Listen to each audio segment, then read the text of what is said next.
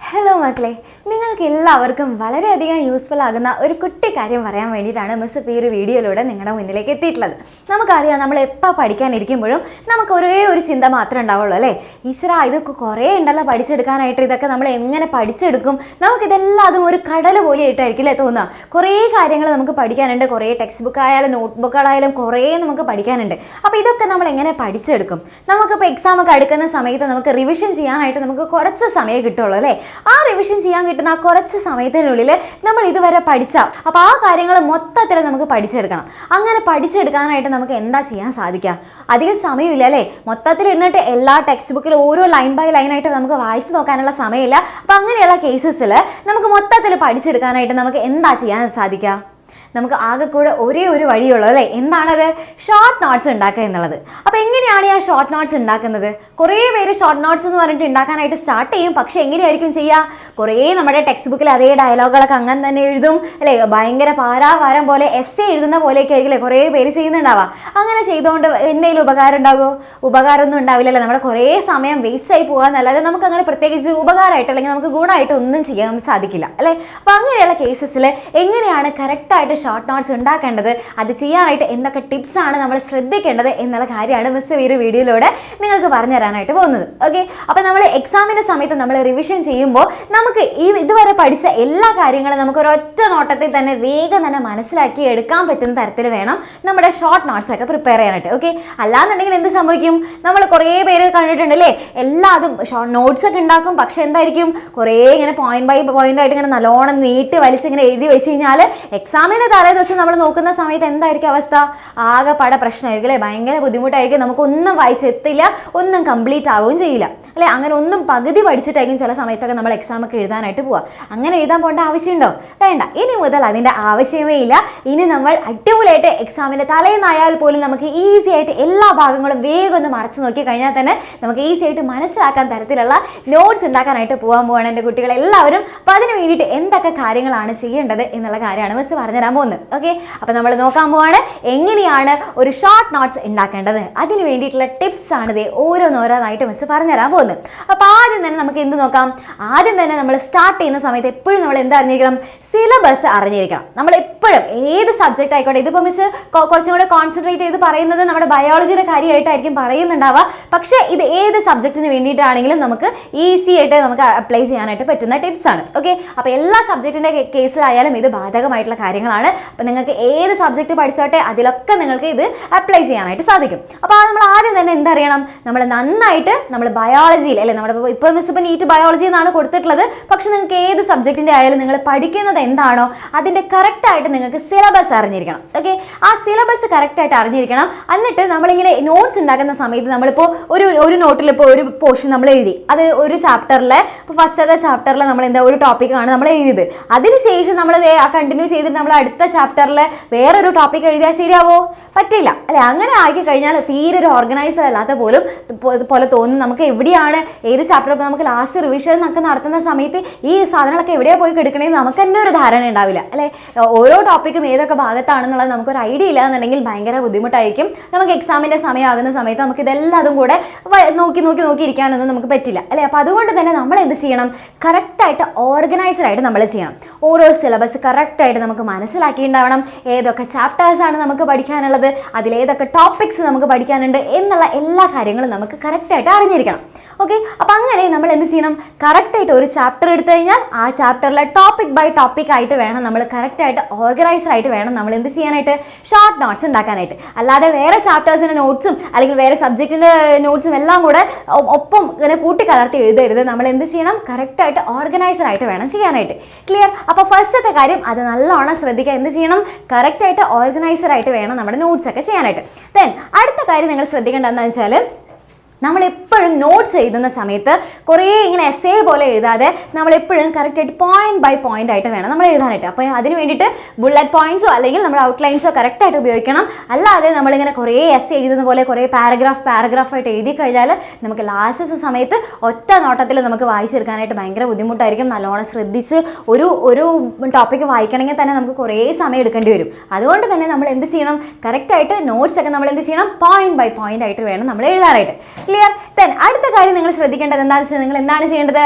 അടുത്തതിൽ ഏറ്റവും ഇമ്പോർട്ടൻ്റ് ആയിട്ടുള്ള പോയിന്റിൽ അല്ലെങ്കിൽ ഏറ്റവും ഇമ്പോർട്ടൻ്റ് ആയിട്ടുള്ള ടോപ്പിക്സ് വേണം, അല്ലെങ്കിൽ കോൺസെപ്റ്റ് വേണം നിങ്ങൾ ഇത് വളരെയധികം ശ്രദ്ധിച്ചിട്ട് നോട്ട് ചെയ്യാനായിട്ട് ചെയ്യേണ്ടത്. അല്ലാതെ നമ്മളിപ്പോൾ നമുക്കിപ്പോൾ ടെക്സ്റ്റ് ബുക്കിൽ കുറേ നമ്മൾ കാണുന്നുണ്ട്. അത് ആവശ്യമുള്ളതും അനാവശ്യമുള്ളതായിട്ടുള്ള എല്ലാ കാര്യങ്ങളും എടുത്ത് വലിച്ചു വാരി എഴുതേണ്ട ആവശ്യമില്ല. നമ്മൾ എന്ത് മാത്രം ചെയ്താൽ മതി? ഏറ്റവും ഇമ്പോർട്ടൻ്റ് ആയിട്ട് ഇപ്പോൾ നമുക്ക് പ്രീവിയസ് ഇയർ ക്വസ്റ്റ്യൻസും എല്ലാം നമ്മൾ ചെയ്ത് തരുന്ന സമയത്ത് നിങ്ങൾക്ക് അറിയാലേ ഏറ്റവും കൂടുതൽ ക്വസ്റ്റ്യൻസ് ചോദിക്കുന്ന ഭാഗം ഏതാണ്, അല്ലെങ്കിൽ നമ്മുടെ ക്ലാസ്സസ് ഒക്കെ കേൾക്കുന്ന സമയത്ത് നിങ്ങൾക്ക് മനസ്സിലാകും ഏതാണ്. മിസ്സുമാർ പറയുമല്ലോ ഇത് വളരെ ഇമ്പോർട്ടൻ്റ് ആണ്, ഇത് എന്തായാലും എക്സാമിന് ചോദിച്ചിരിക്കും എന്നൊക്കെ പറഞ്ഞിട്ടല്ലേ ഓരോരോ ടോപ്പിക്സും പറഞ്ഞു തരില്ലേ. അപ്പം അങ്ങനെ നിങ്ങൾക്കറിയാം ഏറ്റവും ഇമ്പോർട്ടൻ്റ് ആയിട്ടുള്ള ടോപ്പിക്സ് ഏതൊക്കെയാണ് എന്നുള്ളത്. അപ്പം എന്ത് ചെയ്യണം? എല്ലാവരും കറക്റ്റ് ആയിട്ടുള്ള ഇമ്പോർട്ടൻ്റ് ആയിട്ടുള്ള ടോപ്പിക്സിൽ വേണം കൂടുതലായിട്ട് ഫോക്കസ് ചെയ്യാനായിട്ട്. അല്ലാതെ എല്ലാതും വലിച്ചു വാരിയിട്ട് നിങ്ങൾ എന്ത് ചെയ്യേണ്ട ആവശ്യമില്ല, നമ്മുടെ ഷോർട്ട് നോട്ട്സിൽ എഴുതേണ്ട ആവശ്യമില്ല. ദെൻ അടുത്ത കാര്യം എന്താണെന്ന് വെച്ച് കഴിഞ്ഞാൽ എന്താണ്, എപ്പോഴും നമ്മൾ ഹെഡിങ്സും സബ് ഹെഡിങ്സും മസ്റ്റായിട്ട് ചെയ്തിരിക്കണം. എന്നാലാണ് നമുക്ക് കറക്റ്റായിട്ട് വേഗം പരീക്ഷയുടെ തലേദിവസം നമുക്കിങ്ങനെ നോക്കി കണ്ടുപിടിക്കാനുള്ള നേരമൊന്നുമില്ല. അപ്പോൾ അതുകൊണ്ട് തന്നെ നമ്മൾ എന്ത് ചെയ്യണം, വേഗം തന്നെ കറക്റ്റായിട്ട് നല്ല ഹെഡിങ്സും സബ് ഹെഡിങ്സും നല്ല വൃത്തിയിൽ നല്ല പെട്ടെന്ന് കാണുന്ന രീതിയിൽ തന്നെ എന്ത് ചെയ്യണം, നന്നായിട്ട് ഐഡൻറ്റിഫൈ ചെയ്യുന്ന രീതിയിൽ തന്നെ ഹെഡിങ്സും സബ് ഹെഡിങ്സും ഒക്കെ കൊടുക്കണം. ദെൻ അടുത്ത കാര്യം എന്താ വെച്ചാൽ എപ്പോഴും നമ്മൾ എന്ത് ചെയ്യണം, നമ്മൾ പഠിക്കുന്ന നമ്മുടെ ഷോർട്ട് നോട്ട്സ് ഒക്കെ ഉണ്ടാക്കുന്ന സമയത്ത് നമുക്ക് എന്ത് ചെയ്യാം, അതിൽ ഒന്നില്ലെങ്കിൽ നമുക്ക് ടെക്സ്റ്റിൽ കൊടുത്തിട്ടുള്ള ഡയഗ്രാംസോ അല്ലെങ്കിൽ ഫ്ലോ ചാർട്ടോ അതൊക്കെ നമുക്ക് ഇൻക്ലൂഡ് ചെയ്യാം. അല്ലെങ്കിൽ നമ്മൾ തന്നെ പഠിക്കുന്ന സമയത്ത് നമുക്ക് തോന്നലോ ഇത് കഴിഞ്ഞിട്ട് ഇതിലേക്കാണ് വരുന്നത്, അത് കഴിഞ്ഞിട്ട് ഇതിലേക്കാണ് വരുന്നത് എന്നൊക്കെ നമുക്ക് തന്നെ നമ്മൾ സ്വന്തമായിട്ട് തന്നെ പഠിക്കുന്ന സമയത്ത് ഉണ്ടാക്കുന്ന ഫ്ലോ ചാർട്ടൊക്കെ അല്ലേ, അതൊക്കെ നിങ്ങൾ നിങ്ങളുടെ സ്വന്തമായിട്ടുള്ള ഭാഷയിൽ ഫുൾ ഇംഗ്ലീഷ് തന്നെ വേണമെന്ന് ഒരു നിർബന്ധമില്ല.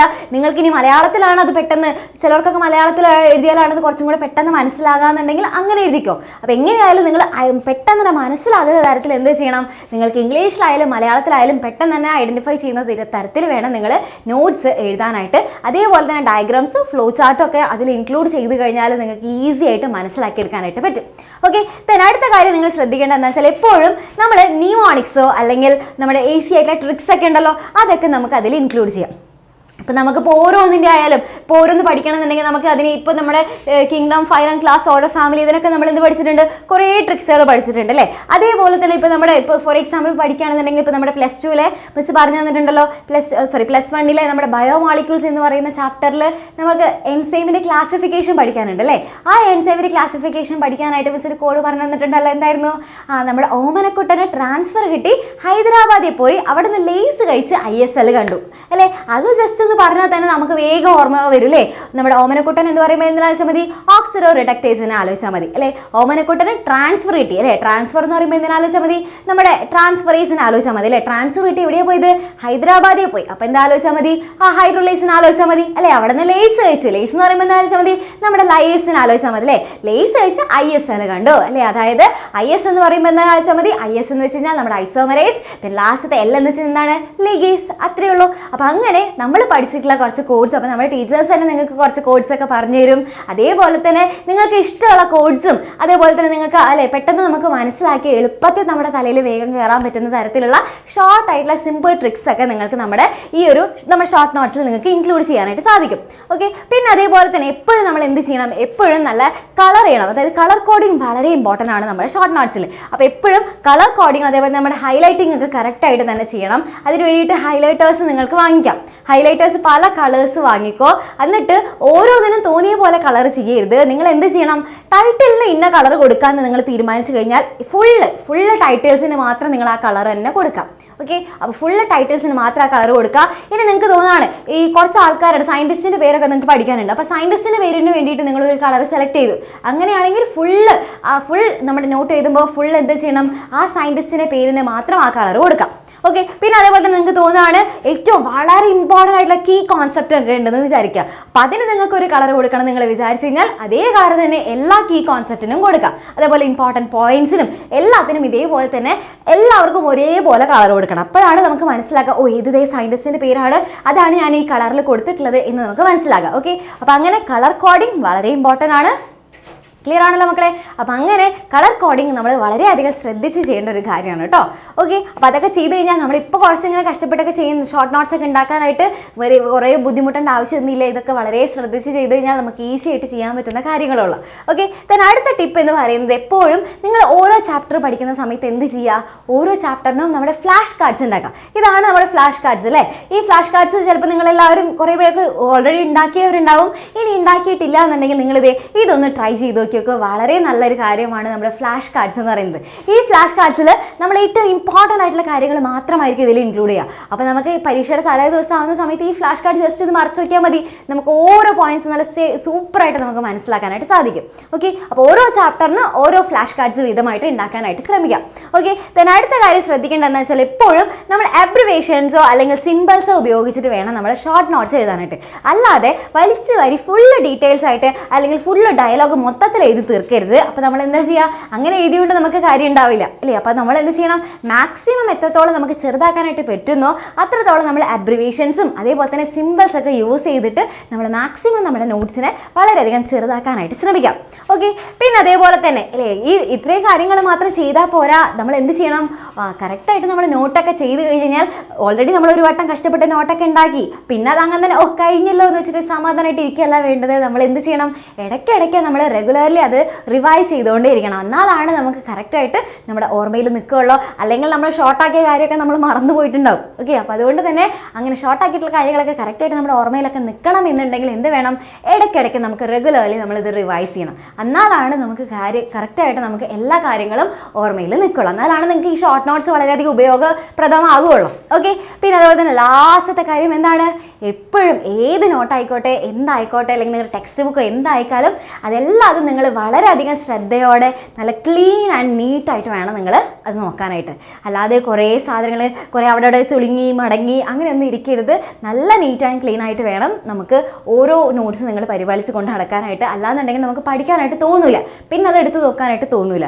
അതുകൊണ്ട് തന്നെ നമ്മൾ എന്ത് ചെയ്യണം, കറക്റ്റായിട്ട് നന്നായിട്ട് നല്ല നീറ്റ് ആൻഡ് ക്ലീൻ ആയിട്ട് വേണം നമ്മൾ ഓരോ നോട്ടും നമ്മൾ നോക്കാനായിട്ട്. അപ്പോൾ ഇത്രയും കാര്യങ്ങളാണ് മിസ്സിന് നിങ്ങളുടെ അടുത്ത് പറയാനുള്ളത്. ഓക്കെ, അപ്പോൾ ഇത്രയും കാര്യങ്ങൾ നിങ്ങൾക്ക് വളരെയധികം യൂസ്ഫുൾ ആയിട്ടുണ്ടാവും എന്നാണ് മിസ് വിശ്വസിക്കുന്നത്. അപ്പോൾ നിങ്ങൾക്ക് എല്ലാവർക്കും ഈ മിസ് ഇപ്പോൾ പറയുന്നത് നമ്മുടെ ചാനലിൽ തന്നെ നിങ്ങൾക്ക് വേണ്ടിയിട്ട് ഒത്തിരി നിങ്ങൾക്ക് നമ്മുടെ നീറ്റ് എക്സാം ഒക്കെ എഴുതാനായിട്ട് ഒത്തിരി കാര്യങ്ങൾ നിങ്ങൾക്ക് വേണ്ടിയിട്ട് പ്രൊവൈഡ് ചെയ്ത് തരുന്നുണ്ട്.